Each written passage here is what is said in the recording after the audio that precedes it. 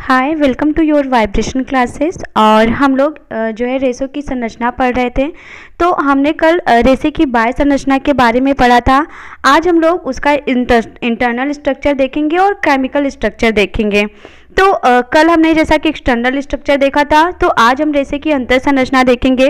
तो रेशे की जो अंतर संरचना होती है, अगर हम ऐसे देखें रेशों को, ऐसे ही देखें नॉर्मली रेशे को हम अपने हाथ में लेके देखें, तो हमें उसकी अंतर संरचना के बारे में, जो उसका इंटरनल स्ट्रक्चर, उसके बारे में कुछ भी नहीं पता चलेगा। तो इसके लिए हमको एक माइक्रोस्कोप की ज़रूरत होती है, जिसके माध्यम से हम उसकी आंतरिक संरचना को देख सकते हैं।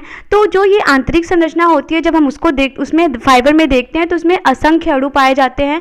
और यही असंख्य अणु क्या करते हैं कि एक श्रृंखला के रूप में होते हैं, जो कि आपके जो रेशे होते हैं उनको मजबूत बनाते हैं, उनको टिकाऊपन प्रदान करते हैं, और वो उनको एक सटे हुए मतलब एक मजबूती प्रदान करते हैं। तो जैसे भी जो भी आपका नेचुरल फाइबर होता है, उसमें 10,000 से ज़्यादा क्या होते हैं कि अणुओं की संख्या होती है। और जो आपका ये केमिकल वाले होते हैं या फिर मैन मेड होते हैं, उनमें आपके 350 से भी ज़्यादा हो सकते हैं। तो जो ये श्रृंखला हाइड्रोजन बॉन्ड कहते हैं, जो एक दूसरे को क्या करती है, एक दूसरे को जो अणु होते हैं उनको क्या करती है, ये जोड़े हुए रहती है।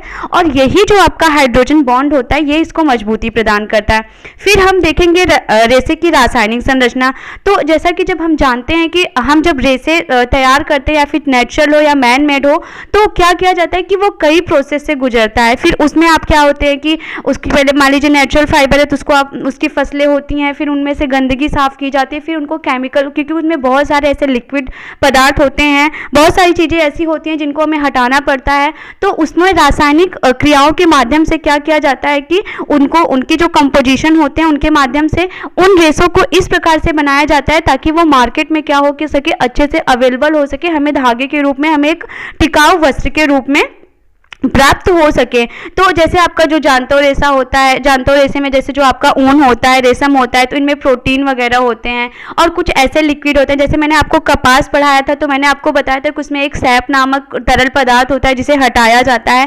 और ऐसे ही क्या होता है, और बहुत सारे जैसे आपके मैन मेड होते हैं, तो उनमें केमिकल के माध्यम से ही क्या किया जाता है कि उनको ऐसा बना, जैसे आपका रेयान होता है, तो जो रेयान का कपड़ा होता है, आपका वो क्या होता है कि वो बहुत ही अच्छा अवशोषक होता है, मतलब वो आर्द्रता को बहुत अच्छे से अवशोषित कर लेता है। और आजकल में भी क्या है कि के पॉलिस्टर के, रेयान के, इन सब के कपड़े बहुत आसानी से आपको मिल भी जाते हैं और बहुत ही ज़्यादा ये लोगों के लिए कंफर्टेबल होते हैं। तो ये आपका क्या था, ये आपके तीनों स्टेप थे। आगे हम क्या है कि देखेंगे कि क्लासिफिकेशन हम टेक्सटाइल का देखेंगे।